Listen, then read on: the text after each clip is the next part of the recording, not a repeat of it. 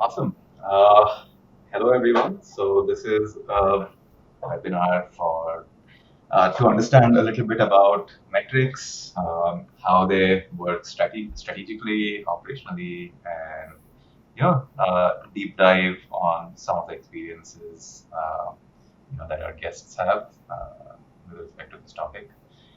So maybe I'll start with introducing our guests here. We'll start with Noah and then Mitch. Maybe I can give you like a quick 30-second introduction. Yeah. Yeah, I can go first. My name is Noah Rabbani. I am the current director of finance and operations at a tech startup called Involve AI. Currently producing and working on the R2D2 platform. Kind of been in the finance industry for most of my career, usually startups, pre-seed to kind of a little bit later stage as well from there. Right. Thanks. My name is Michell Guzelgul. I go by Mitch. I'm the CFO for a company called Epion. We are in the SaaS space, but we are a human capital management software in the enterprise space. And essentially, we handle what we like to call R2R, which is recruitment to retirement. So we handle anything from like payroll to scheduling, time and attendance, etc. Anything to do with an employee, you call it, we do it. So been there for about closing in on a year now. It's a blast, and glad to bring my experience. Awesome. Actually, just a second. Nimish, do you mind muting? I think there's a lot of typing. This can be edited out. Thanks. So a little bit about me. I am a co-founder here at Zenskar. This is my second startup. I am primarily involved on the product and technology side. I also am fairly interested in the financial operations side. I've been involved with setting up data analytics pipelines, just analyzing like the various business metrics, also from the investor point of view, like familiar with reading annual reports, accounts, finding ways to optimize businesses, things like that. So, yeah, great to have you both here. Thank you for having us. Yeah, thanks. So maybe we can start off with like a very high level on, so the topic of discussion is SaaS metrics and, how they work at a strategic level and how to actually optimize these at an operational level. So maybe it might help understand a little bit about where your companies are, like with respect to stage, because the metrics that you look at can vary a little bit depending on how small or large your company is. And it would help to understand like what your roles are there specifically, because the CFO role differs from company to company. Some of it is a little more operational, some of it is a little more strategic. So how your roles in your respective companies are like, and then I'll base my questions around. Sure, I'll jump in. Please. I'll start. So as I mentioned, I'm the CFO at Epion, and company-wise, where we're a lot more established at this point. The company has been around for quite a while. But I still, when I join a company, I still treat the whole topic of metrics the same, no matter where the company is at. What I like to do first when I start is just throw all the metrics at the board, see everything, and then I start winding it down to figure out what makes sense for our company. And I generally start with the more efficiency metrics that revolve around efficiency, more of your headcount to revenue, your customer acquisition cost. And after a few months, when things start tapering off and things are lining up, and I'm having a discussion with management and the executives of here's what I expect. And when things are kind of smooth, I start moving over and transitioning more to the profitability metrics. Because, as mentioned, the company is already quite established. So I don't need to spend too much time on that first process. What I like to do when I'm diving into a company's financials and kind of setting that up. But you get an overall idea of what kind of metrics is needed within your specific industry. And then, and Noah might attest to this, it always ends back at profitability, because at the end of the day, it's whether you're making money or not, and whether your top line is there growth year over year. So it always, for my experience, has been that type of transition. Got it. I'll dig a little deeper into some of the things that you said. Maybe I'll let Noah answer the same thing, and then we can go a little deeper into those. Yeah. Sure. Yeah. So basically, I Involve is a post Series A company. I kind of came in right after they got their first round of investments. I've mostly been at earlier stage companies like that. Previously at Map Digital, which is private equity owned. But usually my role is a bit more, it would be nice to have all of the metrics right up in front of me.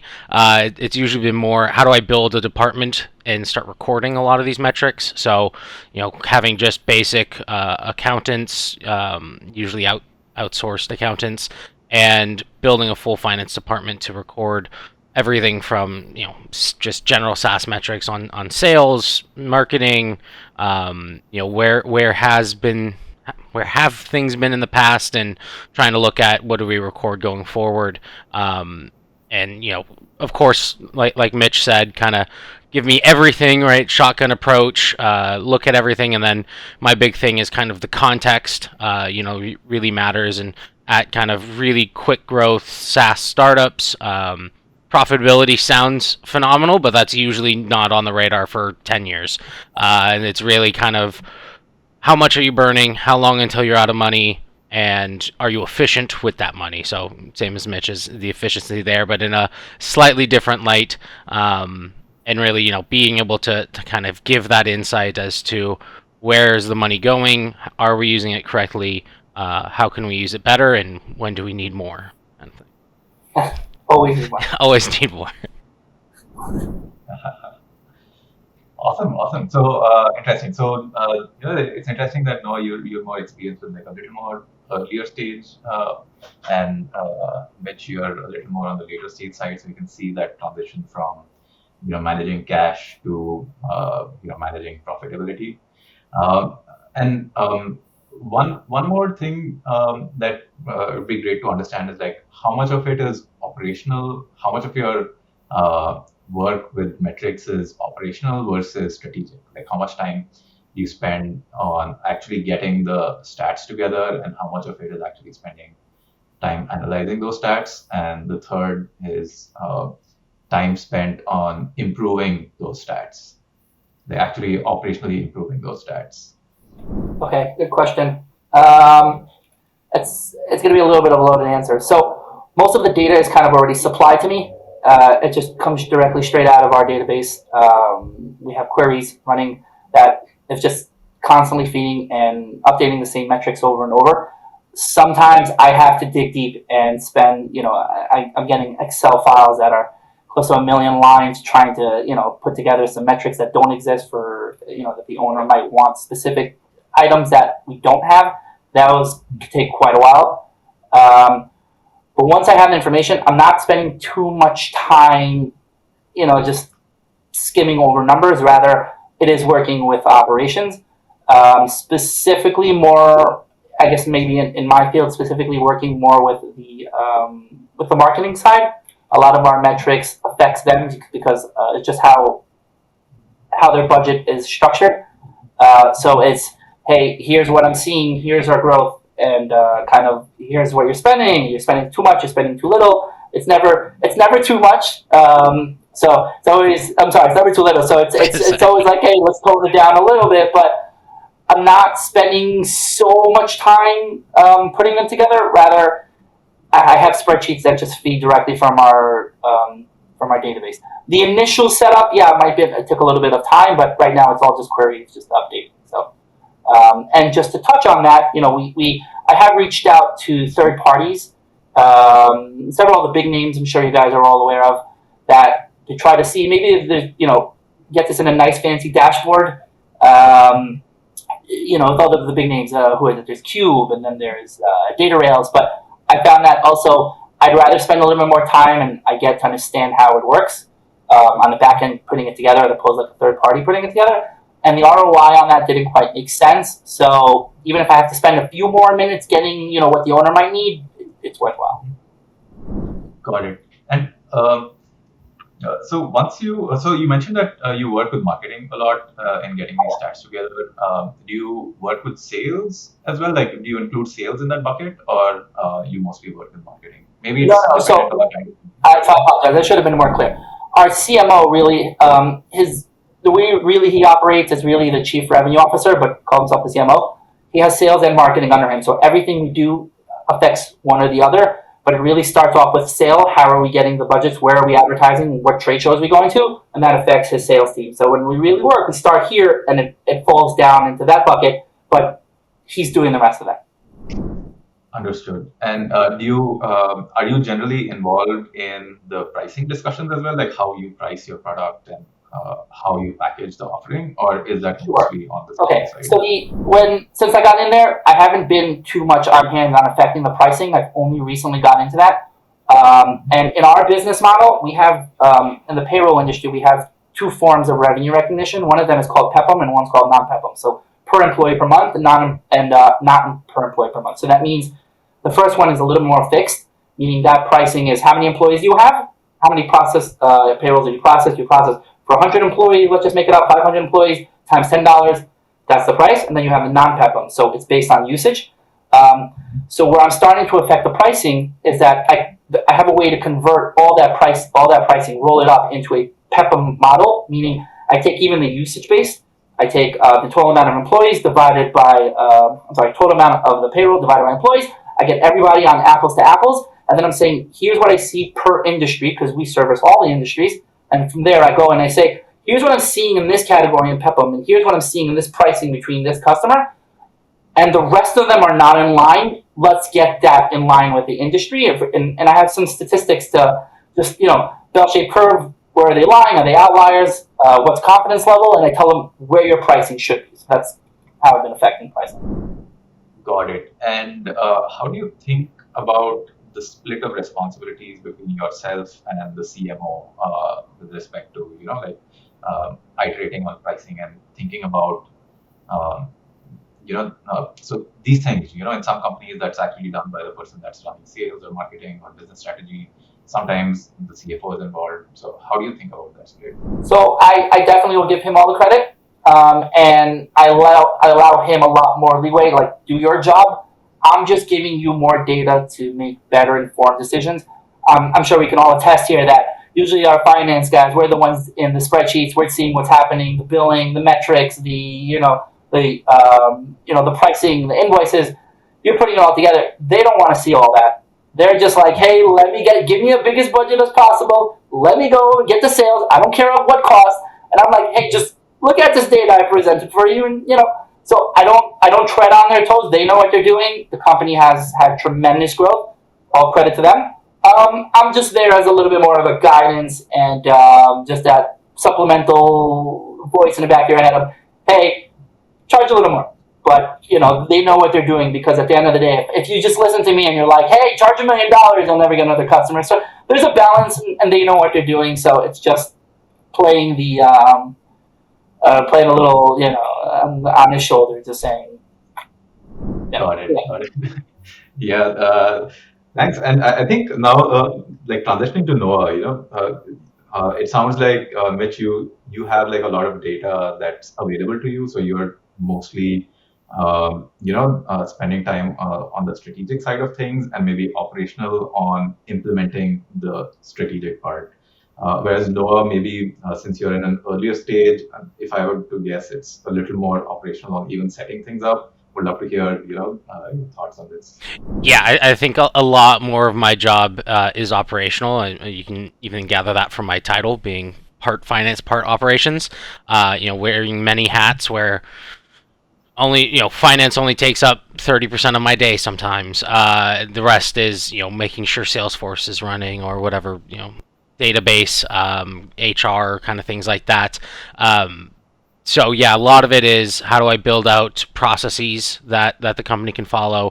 How do I make sure databases are recording the information I need to be able to report later on? And then kind of on a smaller scale, looking at the financials and the outcomes, and forecasting those outcomes out to give kind of as much information with as little data as I have, that can be useful, and usually that involves around cash. And like how Mitch was saying with marketing, we actually unbelievably ran into the problem of, hey, I don't think we're spending enough money on marketing. Let's increase. I think we were in between heads of marketing, so we probably should increase the budget for marketing next year because we're not going to get any nowhere near as much sales as we expect with this small of a budget. So those kind of areas where, like you said, Mitch, it's kind of the you're just the messenger of here's what the data says, here's all of the data that we have. But yeah, a lot of my time has been how do we make sure that we're actually collecting with just me there. It's all right, do we need new tools, what are the processes like, what invoices do we pay, and so on and so forth. And that comes down to working with everyone, including marketing, to make sure that we're not paying bogus invoices and we're actually paying vendors that we need to be paying. Kind of the full gambit there. Got it. And maybe Noah, you can talk a little bit about early on. You mentioned that a lot of your time is spent figuring out like where the cash is going and how to optimize it. And you mentioned here that now this time you've decided that like we need to spend more budget on marketing. So can you talk a little bit about what metrics you saw that led you to the conclusion that more money needs to be spent here, and like given that you're managing the cash like the cash outflow.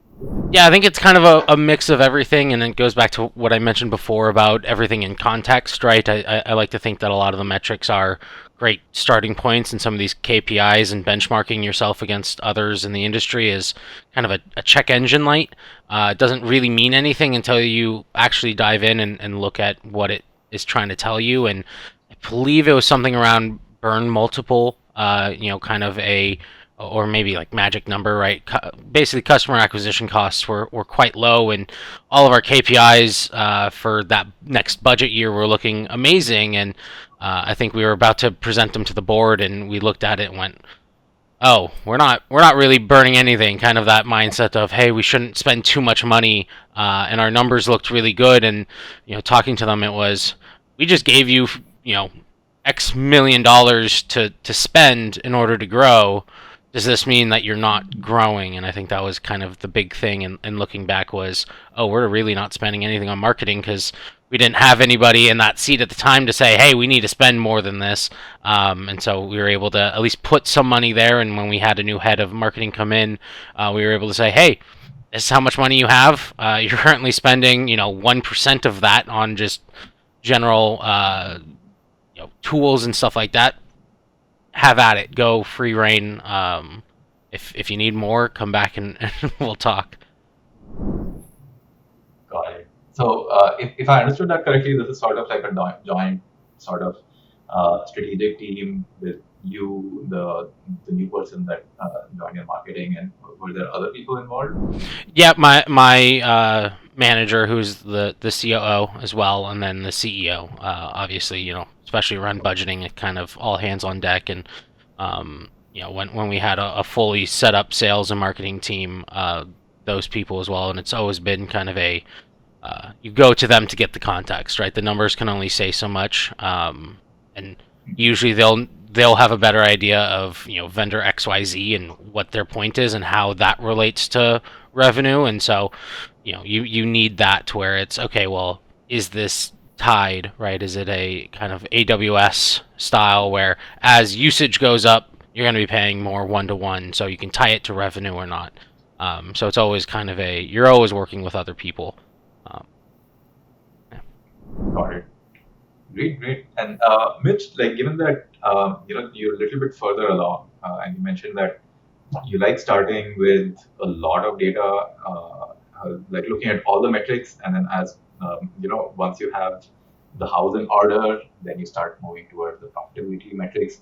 Maybe we can talk about like what's your eventual goal, and if we had to work backwards, then we can come to like what are all the important metrics that you think one should be seeing. Um, and just to clarify on the question, I just want to make sure I understand. You're saying where's the end goal, I guess, for the metrics? Like where the end goal, what I'm trying to get to? Yeah, like what's your most important metric, or a couple of metrics that you want to optimize, and working backwards from there, what's like the plethora of metrics that you said that earlier on you mentioned that you would like to see all the metrics and then start narrowing down to uh, the more profitability oriented metrics. So Right. maybe we can talk about the profitability metrics first, and then we can go work backwards towards all the metrics that you think are important. Sure. So the end goal, realistically, I mean, at the end of the day, when you get to it, it's what are your gross margins, what are your net income margins, and then I also really heavily focus on revenue to headcount. Um, and the ultimate goal is there, obviously, to increase everything, but it's realistically to also beat prior year.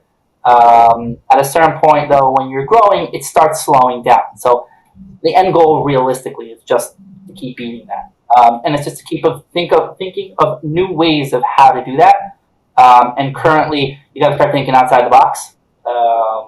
You know, organic growth can only take you so far, so you start thinking of partnerships, and that's a line of work I'm in currently heading right now. It's how do I get more revenue without additional cost to increase the net income margins, and that's realistic. One of the ideas is partnerships, something to think about.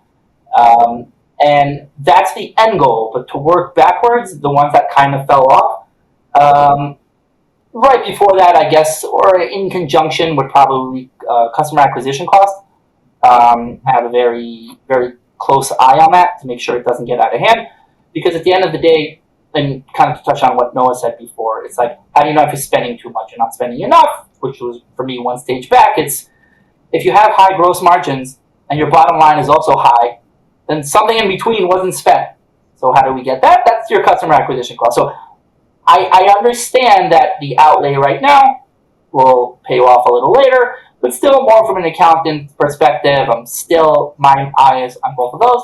And then to keep working back, I'd say, I have a customer acquisition cost. The ones that fell off, this might sound a little weird, but for me, customer lifetime value for my industry doesn't quite make sense. We're in a payroll oriented industry where, if you think about it, February might have 3.5 weeks payroll, or other months might have 4.5. So customer lifetime doesn't quite add anything. So some of these metrics are very hard to track within our industry. They just somewhat don't make sense. And customer lifetime, if you look at the denominator, it's churn. The reality is, I'm in an industry where where it's a really sticky product, where there really is no churn. I mean, thank God, it's a fantastic problem to have. But I reached out to some consultant. I'm like, hey, help me make sense of customer lifetime and my customer lifetime value in my industry. And the reality is, I said, I have no churn. How am I calculating this? And revenue is not consistent to the point. It is consistent, but some month could be higher, some month could be lower. Not an issue because it's payroll. Sometimes you're processing more payroll, sometimes you're not. And I said, help me. And what the answer was, use the total SaaS industry wide churn rate and add a discount to that, which they came back with the 15%. And I'm like, it doesn't make any sense. I don't have that customer lifetime value just made it look like I'm making billions of dollars, and it makes absolutely no sense. So these kind of metrics that don't fit in our industry kind of fell off, and it's always the true and tried that tested that always stay. It's your revenue to headcount, you have your gross margin, your bottom line, return on investment, customer acquisition cost is I'm keeping an eye on, and churn.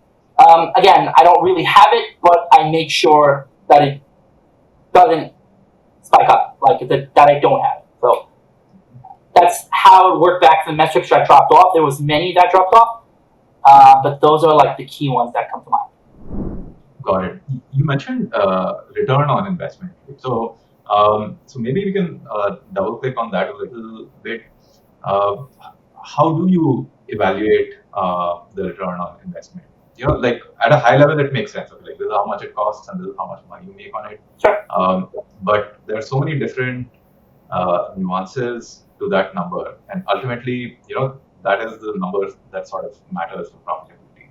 Right? So how do you look at these numbers for the various channels that you have, and how do you think about allocating capital? Like, are you involved in that part of like decision making? Oh yeah, for sure. Good question. So the simple answer is that we are still a private company and we are fully bootstrapped. So the investments there, it is the reinvested profits that go back into the company, and the owner has to make a decision, and they come to me at the month end, and it's like, okay, here's how much funds we have, and here is what's on our product roadmap. Should I put money into this? Does it make sense? Many of our modules that just came out, that was a conversation. I can have the money, I can have the investment that I put in, I can take it out, just put it in my bank account, or am I reinvesting it and I hire a lot more developers, am I hiring a lot more staff to accommodate this, a lot more customer service? I know that there's a large investment that I'm putting back. I might be putting back in more than what I recently made because I know that the long run is a lot more profitable. And the answer to that is really tied to forecasting.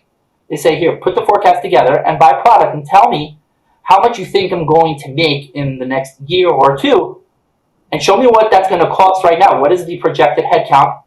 What is any additional costs that I don't know about, licensing, consultants that you might work with? Am I going to make more money in the long run? So the answer is, if you're making more money than I'm about to the initial capital outlay, yeah, the return on investment is great. And sometimes we've seen projects where I'm like, that's a definite no-go. Like I can't wrap my mind around it, or maybe I just don't know enough. And then the owner generally takes over, and at that point he just makes a decision. He makes a decision regardless, it's with my opinion or not, but at some point he's like, hey, I have a gut feeling about this one. The return on investment on this project is going to be great. Just go with it.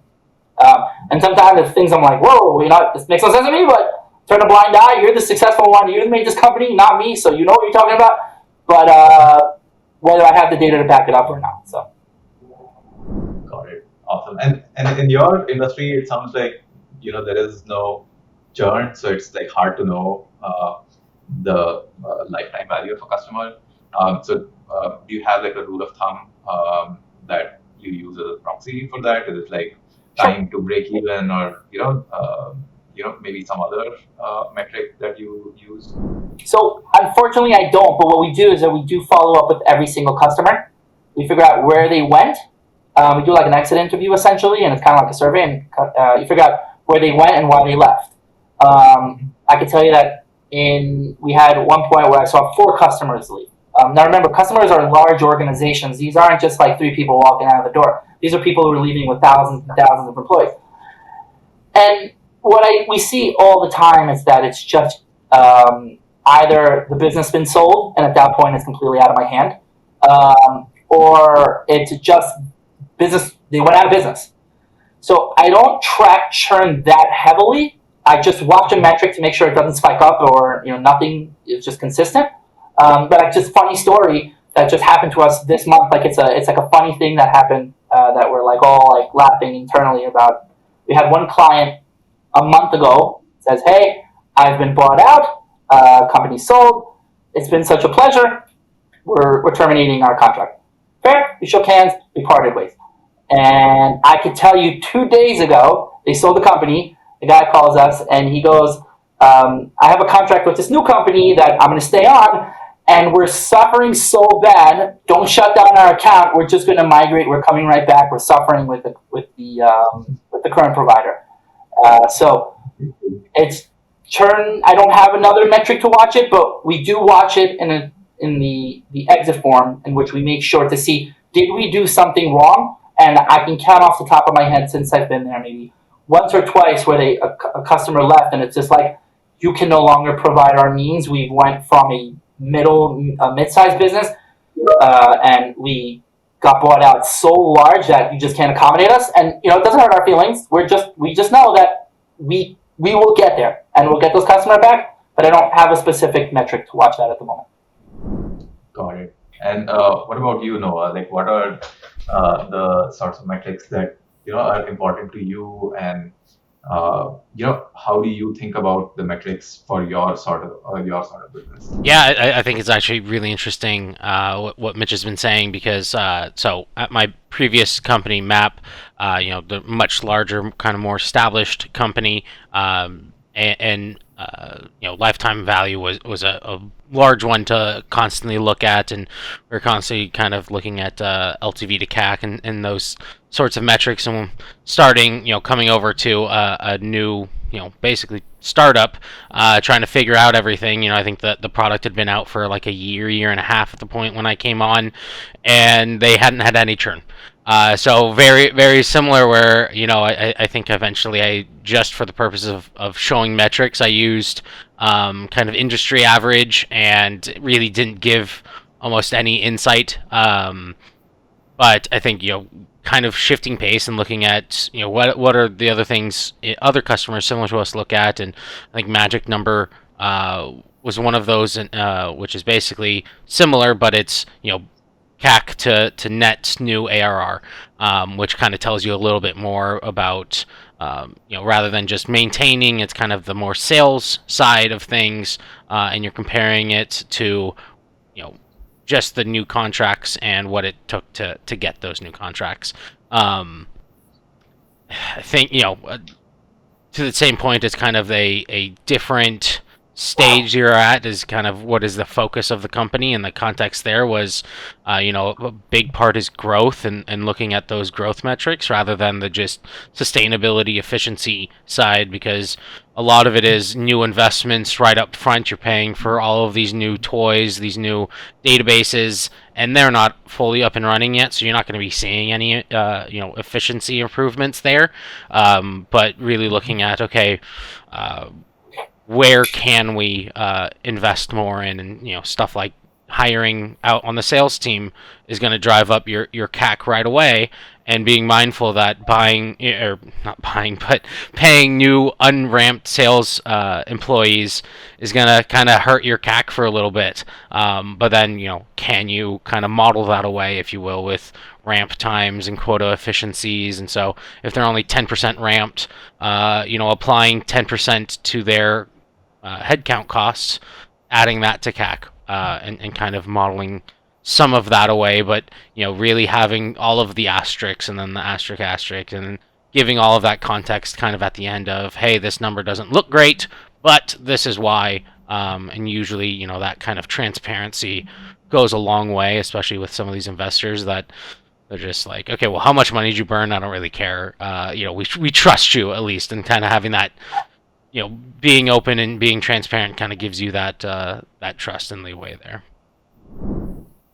Got it. And in an early stage setup, there's a lot of experimentation. Like there's so many unknowns about like which channel is going to perform, which channel is not going to perform. So there are like so many channels that one can experiment with, and you don't really know how well a channel is going to do. So how do you think about capital allocation to a channel at this early of a stage, when you have like so many unknowns? Like Yeah. you don't really know like which channel. I think it's you kind of give as much data and as much historical insight as you can, and that was a little bit outside of my wheelhouse, where that was kind of more on the VP of sales and the CMO, to really kind of look at that for themselves and the experience they have looking at different channels and trying it out, and being okay with kind of failing, and if something doesn't work out, it's kind of goes back to the company culture of you try, and if it doesn't work, you learn from it and you move on and you try something else, and really trying to learn what works for the company, and hoping that in the end you eventually find something, because there's a lot of trying new things, because you can't stick with just the one vertical that you have. Yeah, makes sense. And so maybe we can talk about like some specific example or story where you've observed some metric that you thought was lower than you expected, and so now first you have the strategic part where you sort of look at you look at this number and you see that, okay, it's lower than you expect, bring it up. And then operationally, you try to basically orchestrate change in the company to get this number better. So can you give an example or two of something that you've seen in the past? Trying to think. I think the magic number is probably one of the better ones, or I think it was burn multiple.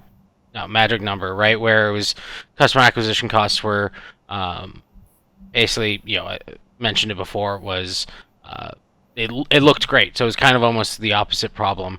But that looking great as far as just having a customer acquisition cost didn't really mean much as far as an early stage company that's really trying to improve, kind of its growth, right? So year over year growth, I think, was probably the big one, and just realizing, hey, we need to be burning a good amount of money right now.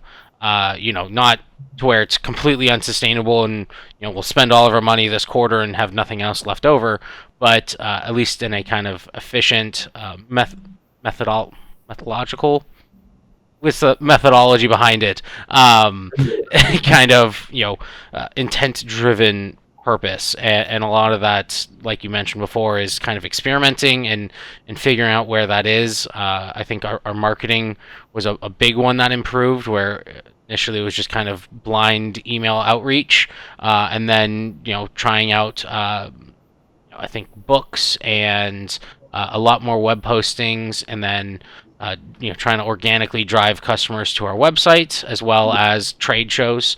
And so investing in trade shows was a big one as far as customer acquisition costs increasing, and kind of getting some of that up, as well as larger scale databases and the tracking kind of tools to go along with that.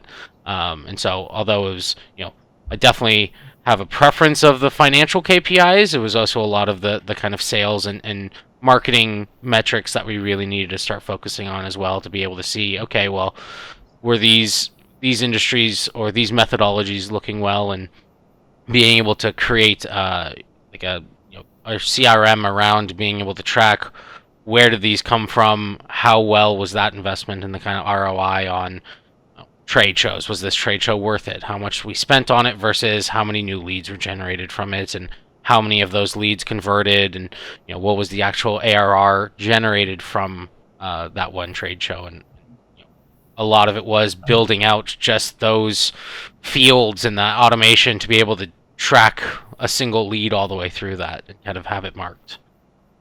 That's probably like one of the hardest things. I heard a funny quote the other day, which they said, if 50%, I think, and I'm going to butcher this, so I apologize in advance, but they said like 50% of marketing budget, like 100% works. It's just figuring out which 50% you're wasting versus not, and it's just such a hard thing. We sponsor so many trade shows, and we just, at the end of the day, from the finance perspective, I can't really tell, how much it paid back. We know it paid back. We just don't know how much and when. It's just such a challenge, really. And then the overlay, right? I mentioned that we had sent out blind emails, and it's, well, some of the people that we met at the trade show and were quote unquote generated at the trade show, we had already reached out to via email before that. Were already a lead, and it's, well, how do you attribute, which one do you attribute it to? And then if we didn't actually get their contact information, but they later on came in saying, oh, hey, we saw your booth. Like, well, is that part of, and it's kind of all of those gray areas, right? It's hard to track, and I love that saying. There are many. I can tell you, just to touch on that one more second, and I'll end it here. We had another scenario where somebody met us at a trade show, and we didn't get the sale from them, but then they recommended somebody. And like, to tie that out, it's nearly impossible. But I found it out when that second person asked for a referral fee. So I'm like, okay, so we got you from there. To give you the referral fee like up front and got it instead of spending the money. But it's just, marketing is one of those things that it's a necessary evil. And I hate to say it, because if like our CMO heard that, he'd be like, probably pass out. But like, it's definitely needed. I just wish there was a way to like pinpoint how much it's getting us back. Because if I did that, I guarantee you their budget, I'd give them an unlimited budget. Yeah. But it's definitely, it's the art of a lot of the business world, for sure.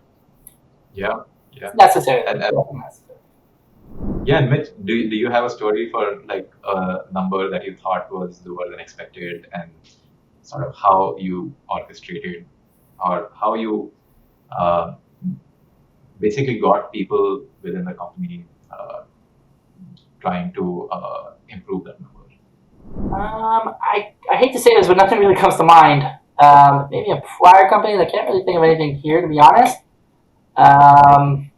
It's got to be probably nothing really comes to mind. I don't want to, nothing. Yeah, no worries, no worries. And I think on the topic of metrics, like one very important thing is there's so much data today, and you can just have stats after stats with so many ratios. How do you decide what is important? Like there's so much quantity of data. Like how do you actually sort through this volume of data? You think how you actually deal with it, like physically, like how do you deal with that much data? Yeah, like how do you? In a lot of teams, I've seen that people focus on a lot of numbers that are not very important. How do you get everyone on the same page and try to, restrict the amount of data that people are actually looking at? Okay, so I'll touch on that by saying I weed out what's not important by modeling what the big guys do. I'm not here to reinvent the wheel. When I came into Empion, the very first thing I do is I go to all of the big competitors, the biggest names that are public, and I download all their 10Ks, and I just sift through everything that they're doing, and I just relay it. Most of the individuals in our company are not generally, sitting there and working over with a lot of data and sifting through all that. They just come to me. And I just go to what I see in the big guys. I'm not about to reinvent the wheel. They've already figured it out, and I just copy the success.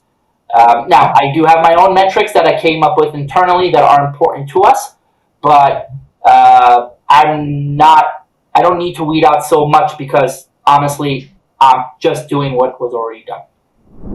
So you start small instead of starting big and cutting a lot of things out, which is Yeah, and as I mentioned at the beginning, when I come in, I immediately just look at all metrics. I just throw whatever it is. I bought this I bought this metrics thing called from on LinkedIn. I'm sure you guys have all seen him, the CFO guy. He has this huge metric poster with every metric you can look at, and I just went through and I checked off. Okay, I want to just look at all these, and like I'll gladly send you this poster after. It's really cool.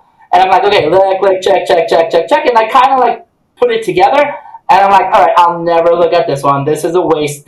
I don't even know what I'm looking at. This is negative. This makes no sense. And you kind of narrow it down to only what makes sense to you.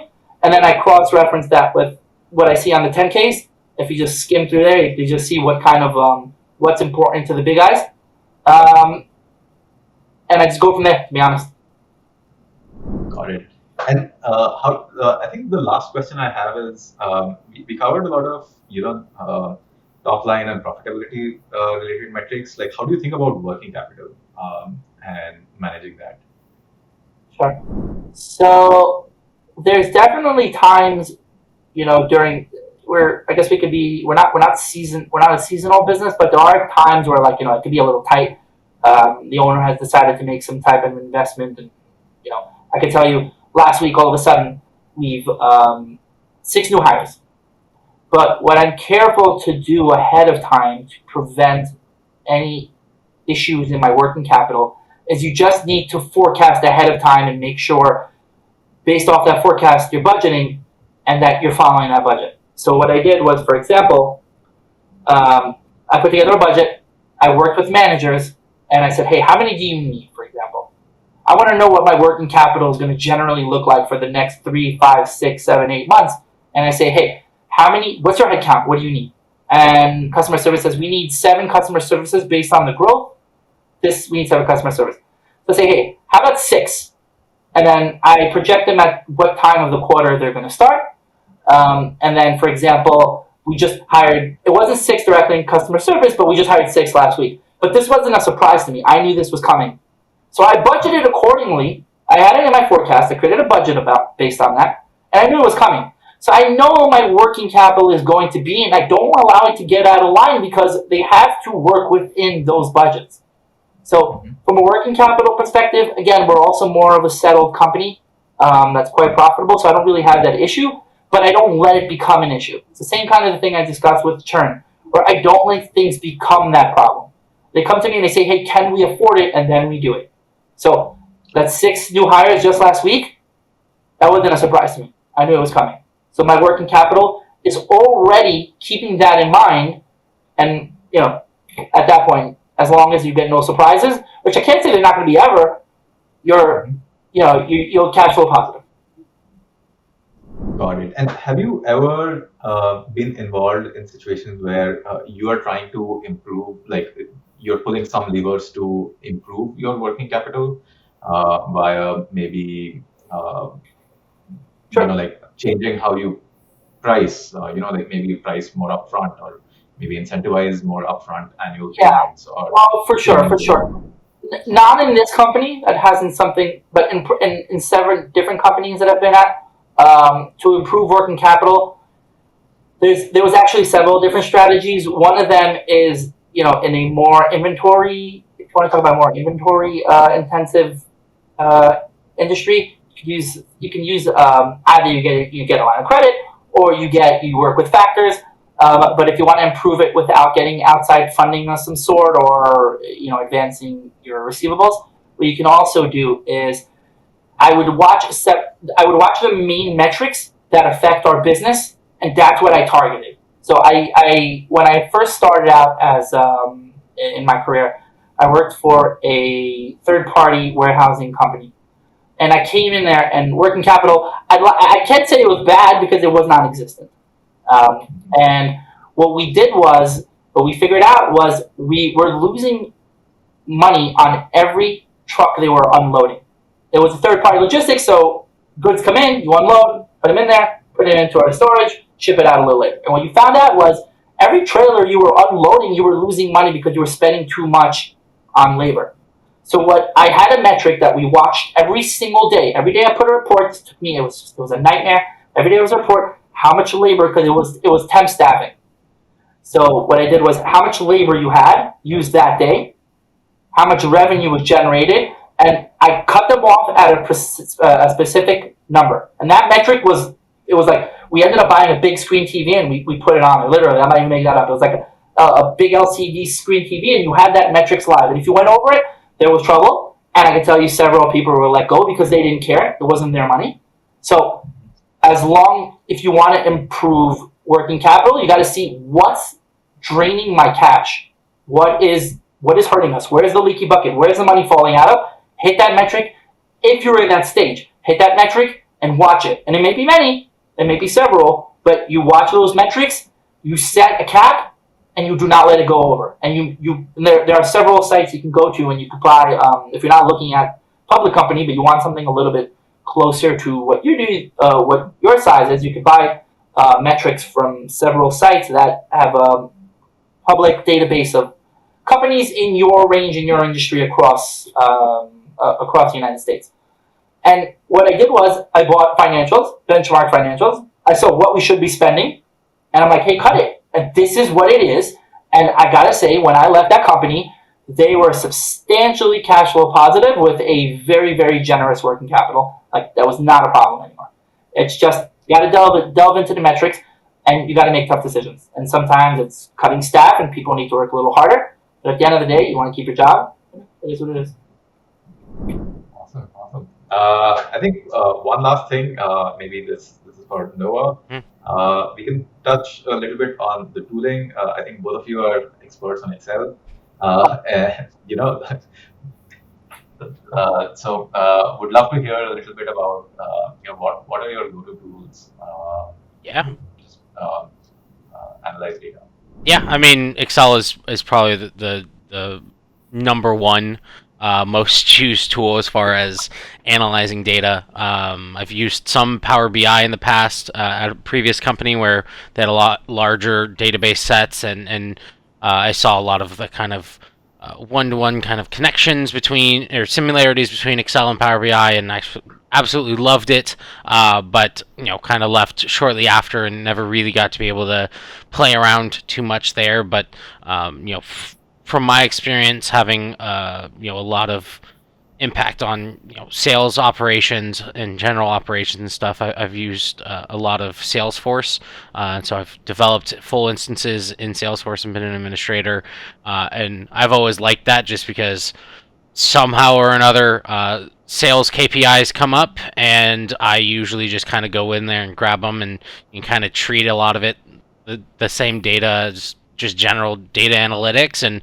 so therefore I want to make sure things are recorded correctly and I can get those fields I need, and it's working correctly, and so I've done a lot of work there, and then it's mostly smaller companies, and so there hasn't been a huge need for the tableaus and the larger data processing things. It's like I mentioned before, it's coming in and having such a small data set and history of data that I kind of ignore a lot of stuff just because I haven't even met the law of large numbers yet, and so therefore I'm not going to really glean any insights. And so I get lucky there. I can tell you some solutions. Good luck in there. Appreciate that. Yeah, but I have looked. I've seen there's a couple more. Almost financial models as software tools, and have wanted to use those in the past, but it came down to kind of a nice to have at the time, and rather than a need to have, and therefore I just resorted back to financial modeling within Excel, and I think it'd be a lot more fun to be able to just set it all up and kind of leverage a product like that, and not have to constantly update in Excel. But it's really a what is the need for the company? Is the need something more strategic where you're spending all of the time diving in and solving those issues, or do you have the time to set things up and update Excel sheets and kind of do that? Yeah. Great. What about you, Mitch? Sure. So the sheer volume of data that we have in our data warehouse, I live, breathe Excel to the point where, respect to everybody here, I've never met somebody who knows Excel better than me, but I got to the point where it's just with the sheer volume of data, it doesn't work. And the amount of formulas I'm concatenating, it just doesn't work. So I supplement that with VBA, and I recently started supplementing that as well to alleviate all these pains with, it's called Aqua Studios, for query databases. So what I'm doing is I'm first writing the queries, getting them into Excel, and from there it's either SQL queries?